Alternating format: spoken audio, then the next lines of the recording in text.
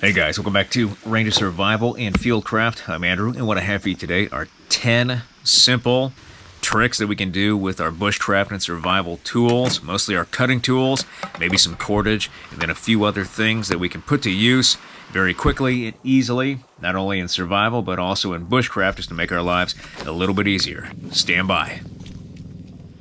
Alright, for the first task, we are going to make just a simple bark sheath for our primary cutting tool, that belt knife, that fixed blade knife that we carry with us all the time.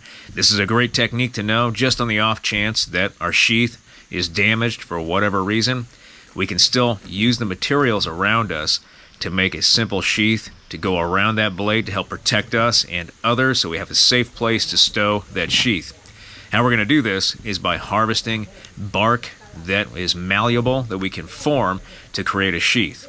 The bark we're using today is just tulip poplar bark, and we're going to get a section that is going to be about 2 inches in width and then 4 times the length of our blade, plus a little bit extra so we can fit a knife in that sheath. What we do is fold that bark in half and then fold each of those halves over on one another, creating 2 folds, and then we fold that back over itself to give us a very thick sheath. We want to make sure we test this with our blade, and then from here we're going to grab other strips of bark, approximately 1 inch in width, as long as we can get it, and we're going to weave in between and around those folds over top of the sheath itself to give a nice tight wrap to keep the sheath from coming undone, and also to help protect the blade inside from coming out and possibly cutting us. Once we're complete, we have our sheath good to go. Another task we can do with our knife is something called just a bushcraft match. All it is a feather stick, but we're going to light this feather stick with our ferro rod and our knife, standing up, holding everything with just our hands, so we don't have to go to ground. On a day like today where it is raining, storming, the last thing we want to do is take any tinder material, any fire material, and put it down on the wet ground and compromise that material. So all we're going to do is grab a piece of fat wood or a piece of material that we can quickly make feather sticks with, take our knife, make those shavings as fine as we can get them. We're then going to take our knife and that stick of feathers, holding both in one hand with the feathers on the opposite side of our knife. We're going to use that spine, that hard 90-degree spine on our knife with our small ferro rod, blade down. We're just going to scrape over top of that spine, driving sparks onto our feather sticks, and then lighting those feathers, creating our bushcraft match. We can do this to make a quick fire, or we can use it to light our pipe and enjoy some tobacco, but either way we have our bushcraft match and fire. Here's a trick using our saw to split a large section of wood to get to that dry inner material, especially on a day like today where it is raining.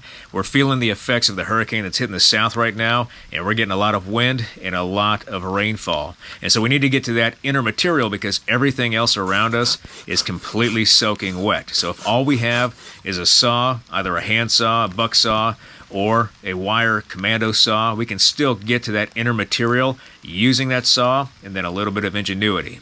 What we're going to do is harvest a large section of material that we know is going to be dry inside. Using our plumber's vise, we can put that large section in between our legs to keep it steady and hold it in place.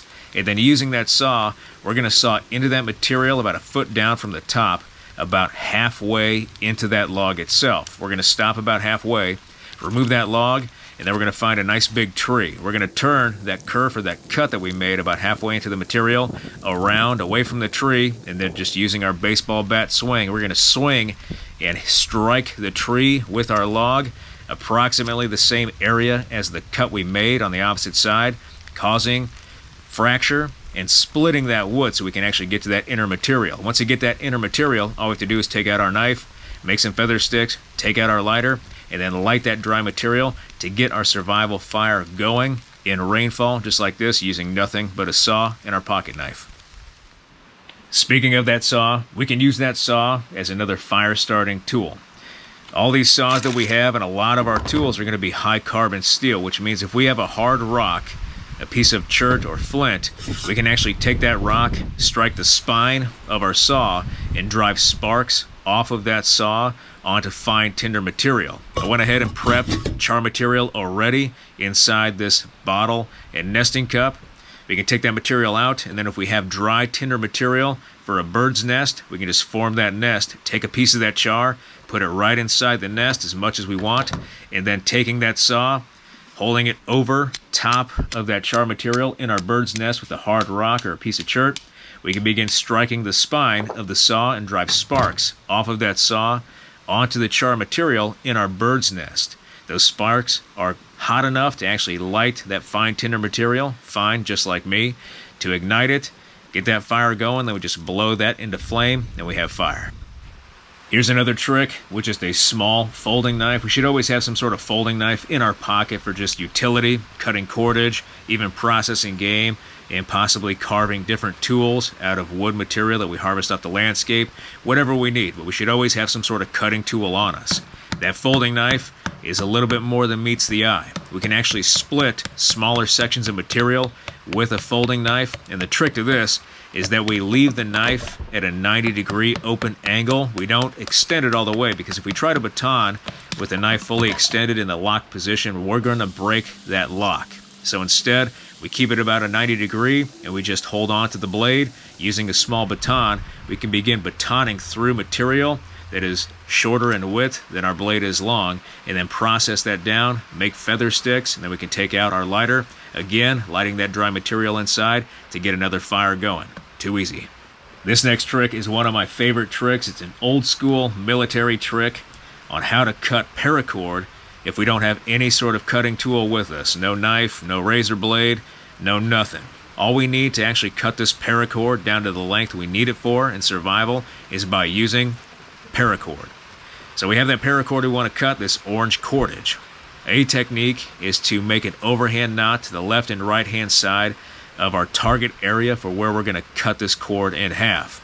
The reason we make those overhand knots is, one, to give us a good target area, but then to provide us with knots already made so we can help prevent that paracord from unraveling after we cut it with paracord.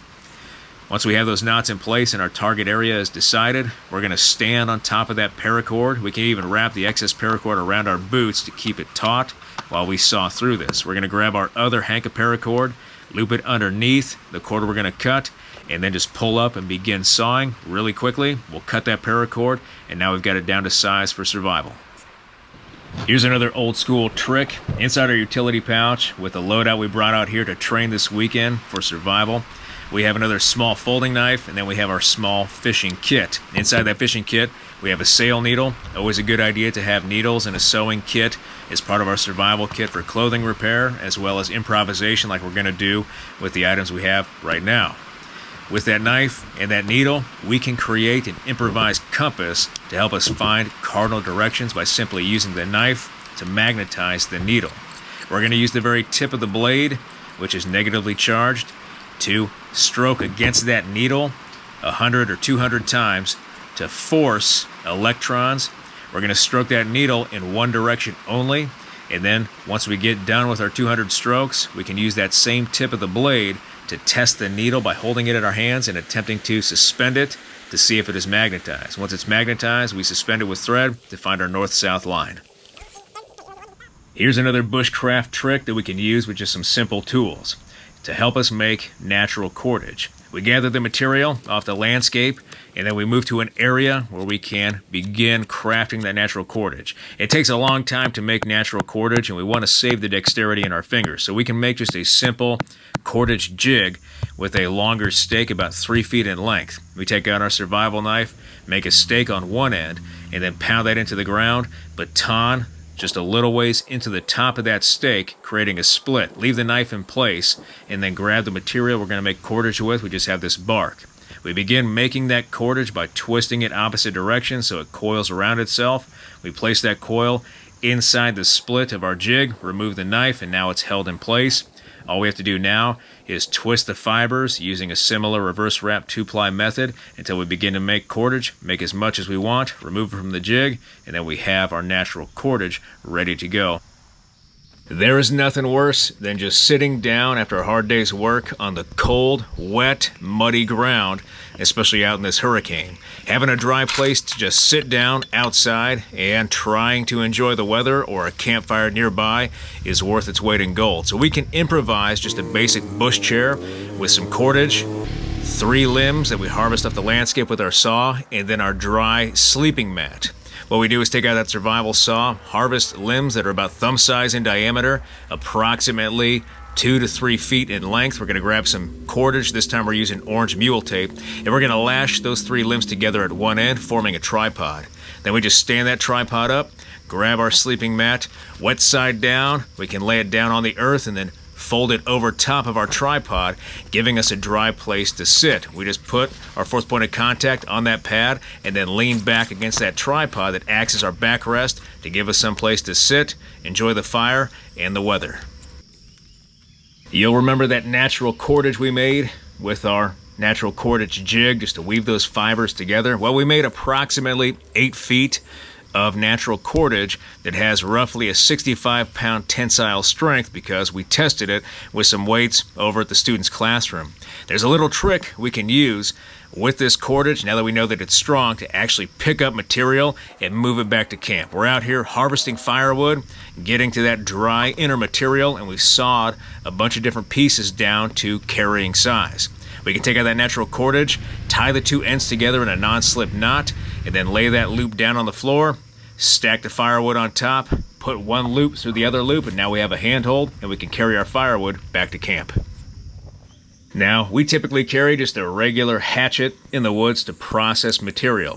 Sometimes we can carry a double bit hatchet, Nesmith style, where we have a slightly wider grind on one side, and then a slightly narrower grind on the other side of that bit. But with a double bit axe, we can process small sections of material traditionally by using an anvil and just simply splitting those sections.